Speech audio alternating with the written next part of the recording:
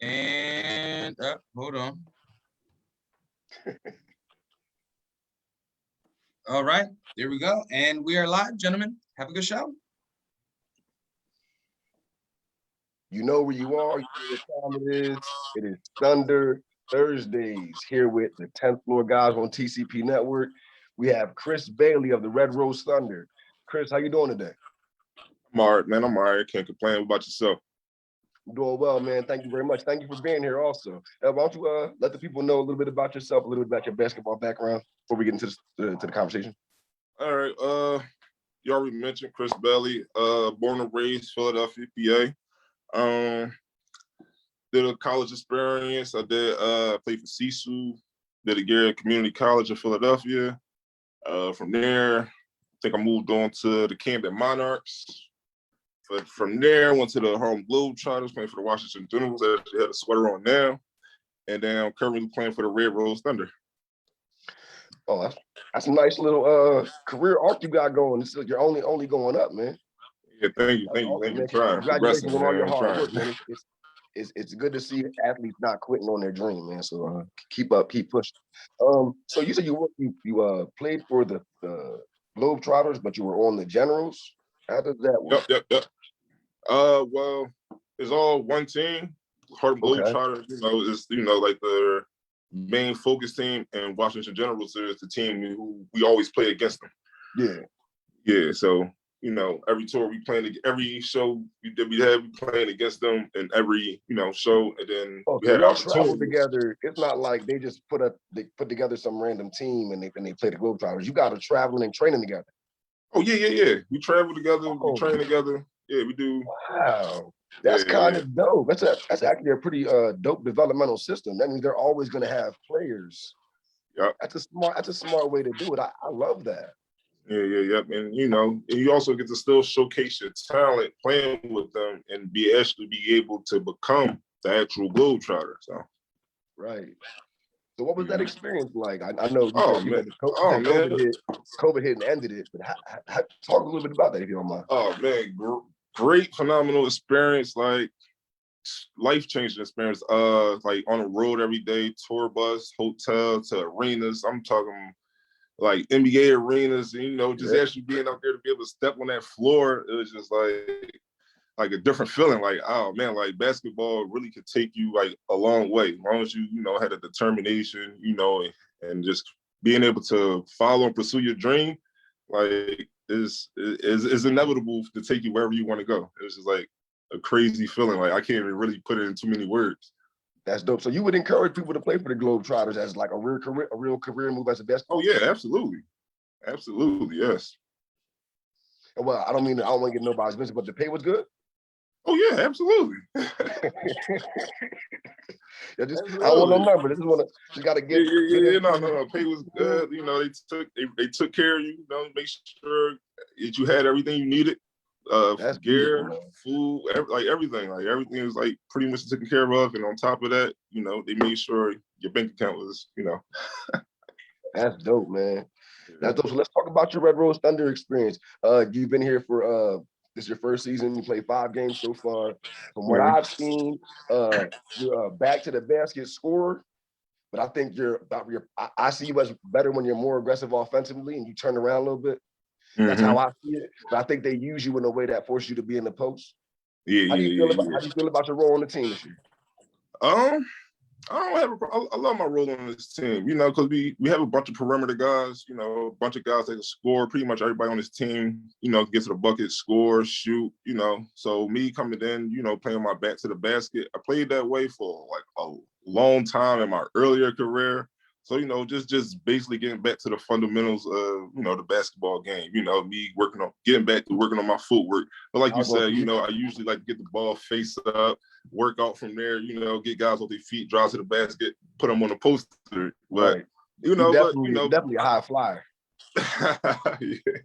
Sure. So, me filling that position for this team, I really don't mind.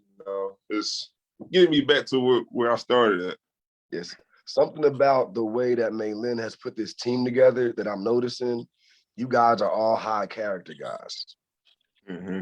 I asked you about your role, and you were like, "I love my role." And everybody I've spoken to throughout this Thunder Thursday process has said the same thing. What is Mm. that kind of camaraderie doing for you guys in the locker room? Like, how's that helping? How's that helping you guys on the court? Uh, she, far as a coach, like she really know coaching. She really pay attention to what her players are capable of. Like she give her best coaching advice that she can in the locker room during timeouts. You know, she making sure that everybody is filling a role and they not stepping outside of, you know, what their role is on this team. So, you know, by her being able to identify what each of her players are capable of, and for her to be able to, you know, be able to transition that onto the floor is, you know, it's a coaching that you really don't get to, you know, come across a lot. You That's know, awesome. yeah, And you're talking from male or female. male or female. And mainly, this may be my whole time of me playing ball, maybe my second, or maybe even first female coach. I want to say first female coach. How do you feel like your relationships with your teammates help you guys? Because like I said, the way you just assume the role without any buck back, like, oh, well, I would like to do this, you do that. You're just like, yo, the team needs me to post up, so I post up. I love the guys I play with. Like, how does that help, that relationship with your teammates help? You know, especially in this situation, you know what I mean? Being pros, y'all all grown men trying to get notoriety and progress in your careers. How does that relationship affect you guys? I Because mean, it's really positive. yeah. As far as with any team, you always want to have like the best relationship with your teammates. You know, and not even just on the court, off the court. Your off the court relationship is also going to determine your on the court relationship. And staying in your role, you know, staying in your place on the court and not trying to step outside. Everybody on that court, you know, you build that trust, you know. So, all right, I'm gonna dump the ball down to him. I know he gonna work out, and I'm gonna come over here, and I know if he don't got it, he gonna dish it back out to me. So, you know, staying in your role, you know, everybody builds that trust on the court, and that's how we become a successful team playing together. What do you guys do to build camaraderie off the court? You know, we got a group chat. You know, we chit chat here and there in the group chat.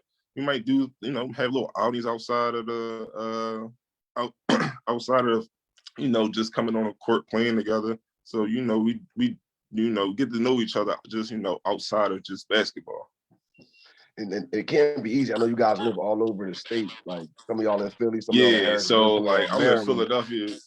Yeah, so like how I'm in Philly, it's like maybe what 2-3 other guys that's from Philly on the team. So, you know, it's easier us for to connect with, you know, each other more than, you know, people who a little bit further out.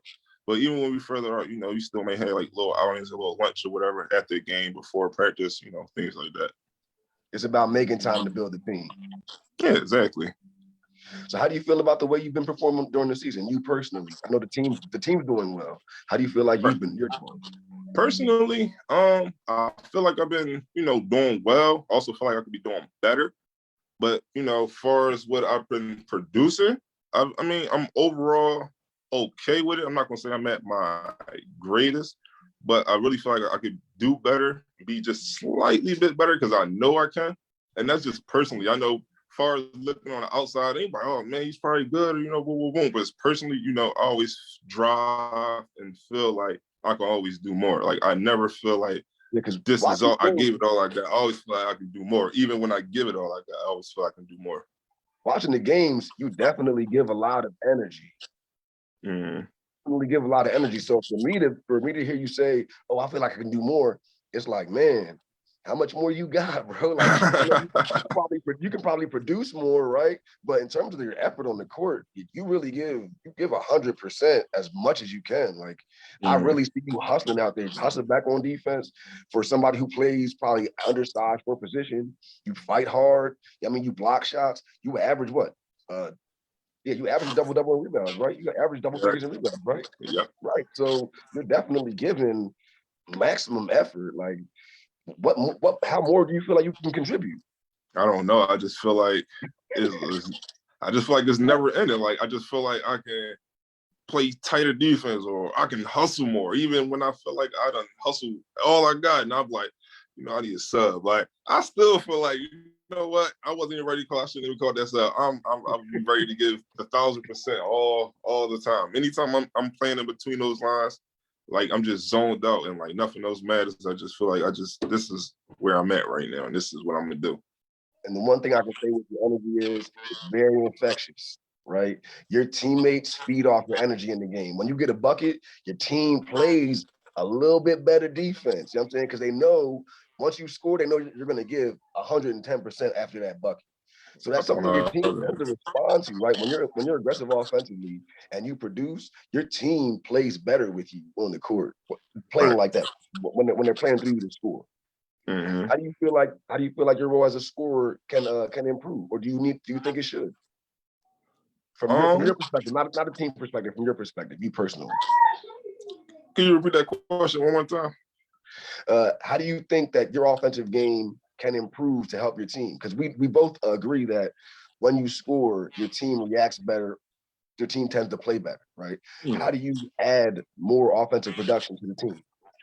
I feel like I could like slow, like when I do get the ball, I'm like, all right, boom, I got it. I'm going to get this bucket. I feel like sometimes, like between possessions, I could slow it down. Sometimes I do slow it down. I feel like I could slow it down just a little bit more. If I could slow it down, really observe the court a little bit, hit that open man. I know I do. Do my little dime cuts, boom, boom, boom. But I feel like I could just slow it down just a little bit more and really like, all right, come on, box out, and then you come drive and you get that bucket. So that's where you feel like being a high energy player kind of hurts you. Yeah, just look, because I feel like I slow it down, maybe just you like always go, go, yeah, go. And sometimes you need, like you said, turn and face and make that solid bounce pass to the corner corner shooter. Exactly, yeah, because I'm fast paced, I'm high energy. Come on, we hear the ball, we going ball. Come on, let's go.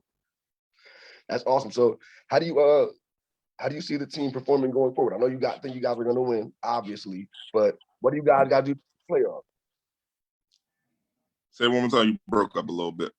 What do you guys got to do to make the playoffs? I know you guys have lost your last 2 games, and it looks like you got middle in the standing. So what do you guys got to do to turn things around a little bit and get that momentum going forward again? For these last 2 games that we lost, I feel like we lost because we kind of like fell apart as playing as a team.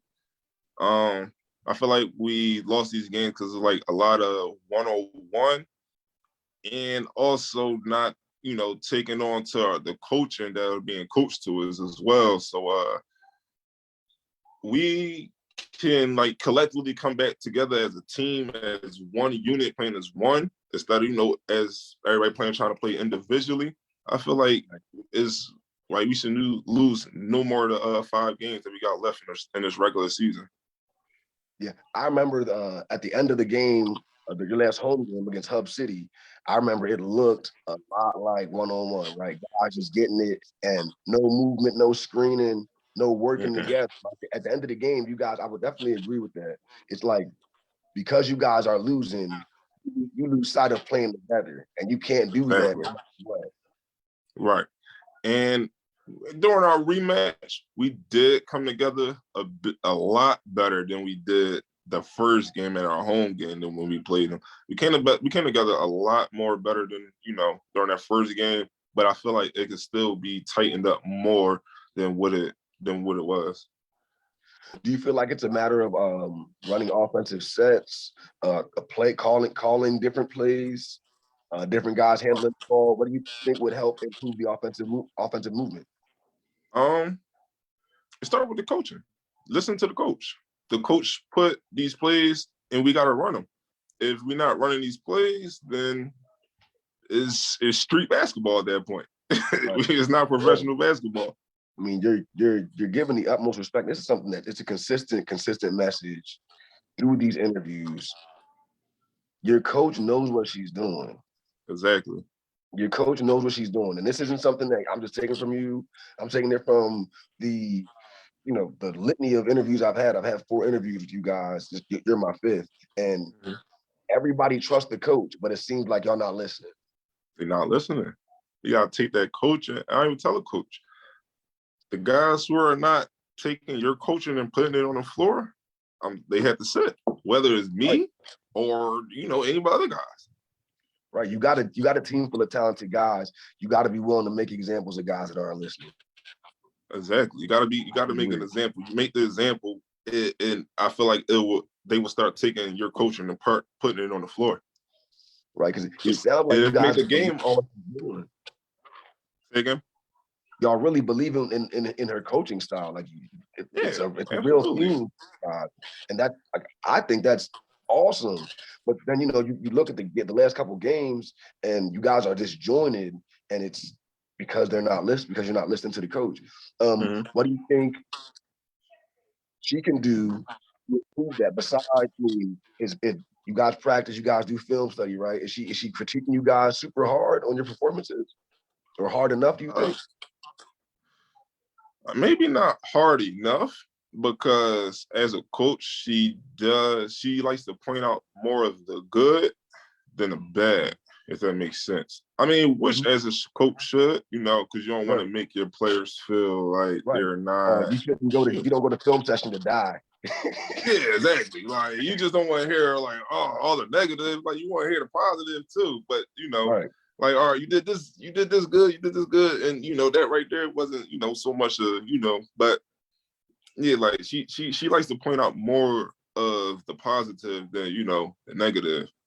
So which I would say that it's incumbent upon you guys, right, as the players, to start critiquing each other a little harder, right? And it ain't personal, bro. Like, we want to win.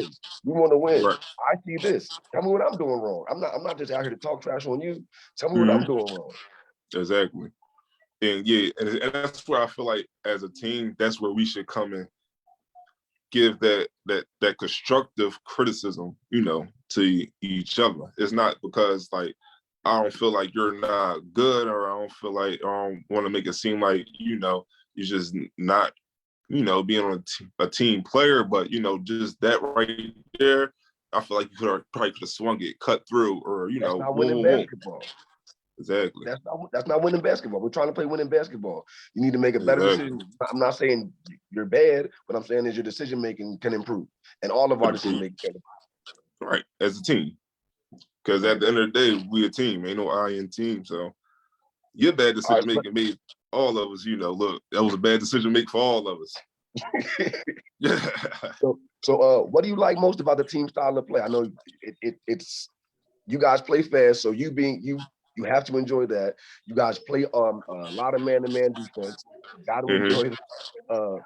What do you enjoy the most about your team's play style?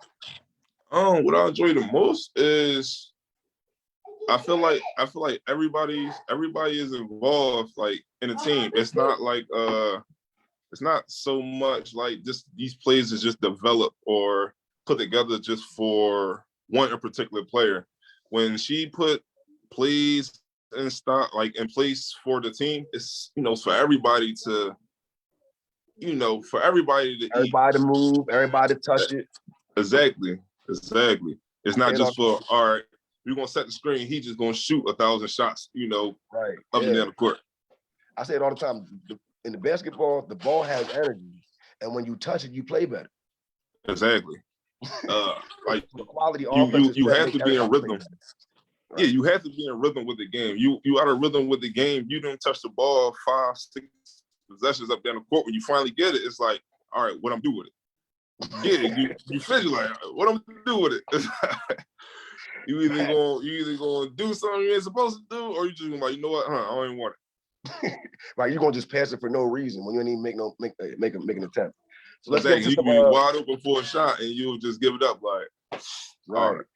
Let's get into some modern, some NBA conversations.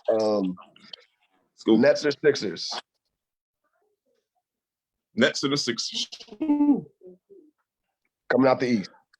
I want to see my boys, but the Nets is loaded, man. A realistic Sixer fan? Is this what did I meet a realistic Sixer fan? Look, man, I gotta call the cars how I see him. Right, right.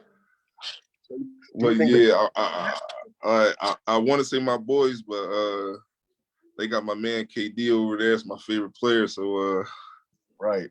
yeah, Do you think the Bucks can beat the Nets? the Bucks. That's a tough matchup. I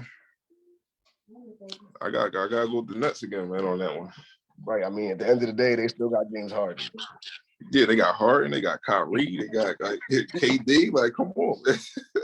I've been having this conversation with people lately in regards to James Harden. I think James Harden is the best scorer we've ever seen. I think he makes more hard shots than anyone ever. Oh yeah. Most tough, difficult shot. I don't know. Okay, shots. Yeah, I was about to say Kyrie, but Kyrie more of he can make a very difficult like layup. Like, it's like, he's that super finisher. I agree. I don't know if we've ever seen a better layupper, if that's a term, than Kyrie. I mean, he may be the best finisher we've ever seen. The best non-dunking finisher we've ever seen. Kyrie. Yeah, I don't. Yeah, we're living in like for a shots. golden age I'll of definitely get it. basketball. I don't know, because then I might even want those Steph in that difficult shot. He's the best shooter ever. Situation. He's the best shooter ever. Like, we're living in like the golden age of basketball right now. Like we thought it was the 80s and to the 90s, but if we take our time and look at it, fam, this is the golden age of basketball. This is like the second golden era of basketball. Oh yeah, absolutely.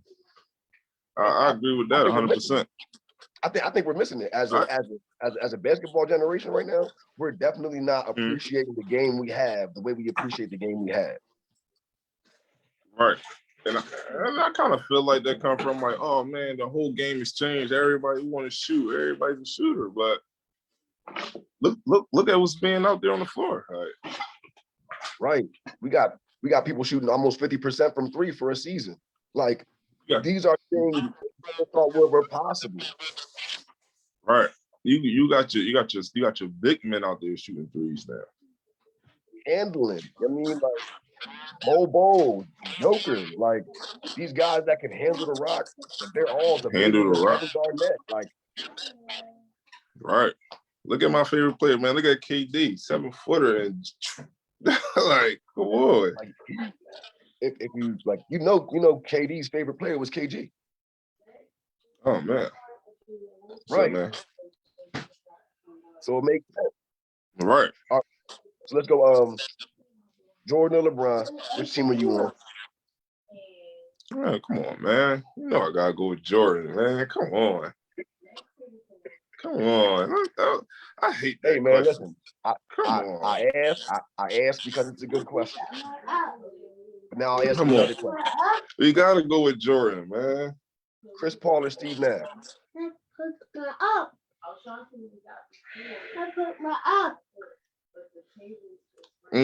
That's a tough one. That's a tough one. Chris Paul, Steve Nash. Ooh, I don't know. I don't know. So you're actually looking at style of play, not legacy, right? At this point. Yeah, I'm looking at overall style of play. I can't even say legacy because Chris Paul's still in the game. I mean, he definitely had a great, great career, but see, and this is what I've been trying to argue for Chris Paul. People are undervaluing what he's doing because of the guys he's playing with. The same, like Chris Paul should have an MVP by now. Right, definitely. Yeah, probably a couple of them, but right, you should have MVP. If Steve Nash can get one, playing under D'Antoni, shooting all those bad shots, like I feel like Chris Paul did more than earn one in New Orleans, and he earned one with the Clippers. Yeah. So do you have a choice? You make a pick. It's any, mini, mighty, mo. Just flip a coin and call it whoever. All right. Chris Paul. Shaq Chris or Hakeem? Shaq or Yeah, Hakeem? that's a tough one, man. Nobody never. I never had that debate between those two. That's a tough one.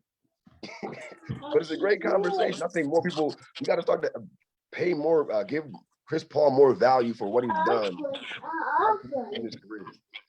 Mm-hmm. That's just how I see it. I feel like we're definitely not giving him his roses. Right. Yeah, that's true. So, and it's like that for it's a lot of players in the league like that. Right. I feel like they should have been more honored than what they are. How do you feel about LaMarcus Aldridge retiring? To be honest with you, I don't really care too much about Aldridge. To be honest with you, like, Hey man, that's fine, right? He played for the Spurs. Nobody really cares about Spurs, and then he played for Brooklyn for like 3 games. And we wish him the best. Hope he recovering, that he gets healthy. But I didn't even think that was that big of a move. I thought like people calling them a super team was a little bit crazy. Yeah, like he was all right, but it wasn't really like all right. He was tired. Okay, all right.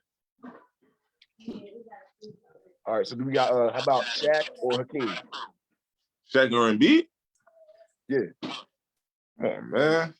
I'm going with my man Shaq. Word? Shaq, man. Yeah. Man, put them two in the post right now today. I'm taking Shaq. Even with the fact that they view Joel Embiid as the modern day Hakeem Olajuwon? Look, Embiid, yeah, I mean, he can work the floor a little bit more. He can go out there, shoot the 3, come over here, dunk on you. All right, cool. But in that paint, nobody was doing nothing with Shaquille O'Neal. This is very Nobody. true. This is very true. All right, who I got one for you because I think you like 90s basketball. So I ask you this one: Alonzo Mourning or Patrick Ewing? Patrick Ewing. Ewing. That was easy. Give me something. Give me something. Give me why? Patrick Ewing. Come on. That was Yeah, easy. Why? That was easy. Why? That was easy. Come on. Alonzo Mourning got more defensive player of the years. But Ewing got an MVP. Say again, I can't hear you. I said Alonzo Mourning got 2 defensive player of the year awards. Okay. I mean, give me a reason. I need something more than Patrick Ewing. Come on, man. Is it because he played for the Knicks and you got Northeast bias? What didn't he do? Neither of them won championships, but I feel like Alonzo Mourning, if I was going to be asked this question, I feel like Alonzo Mourning just as much. I don't feel like it's that easy a selection to just call it flat out Patrick Ewing. Yeah, to me that's easy.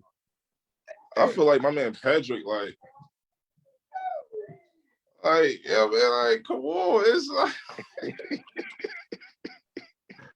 I don't even see the argument. Like I feel like that's so easy. Like I don't even see the argument. Like I only asked the question as a 90s basketball fan and a Georgetown fan, so right. I had to ask. But we're about to wrap up, man. Do you want to give them your social media so they can check you out, follow you anywhere? Oh yeah, absolutely. Instagram, you can follow me at uptown__C. Facebook, it's Chris Bailey, and that's where you can find me at. Also got a barber page is at barber.bus.co. I'm also a barber, when I'm not on the court, and so, y'all can follow me there, check out my work, and yes sir. Yeah, well, I'm just saying. Yeah. So yeah, man, look, I anytime you're ready to come. give you a testimonial. You know what I'm saying? Shave a brother up. I gladly give you a testimonial. Yeah, yes, sir. I appreciate you joining us today, man. Yeah, you joints is sharp. You got your joints all spinning and everything. Ready for the interview. Yeah, I appreciate you joining us, Chris. It's been another Thunder Thursdays with the 10th Floor Boys. 10th floor time, man. I'm gonna check you out your next home game, brother. All right, thank you. Appreciate it. Thank you for having me. Oh, wait. Before we get off, when is your next home game? Our next home game is April 24th at 3:00 against the North Carolina Capitals. Athletics Christian School. Bring your $10 and bring your kids. Yep. Bring them out. Enjoy it. Have a good, great game. Come watch your boy. Get some dunks.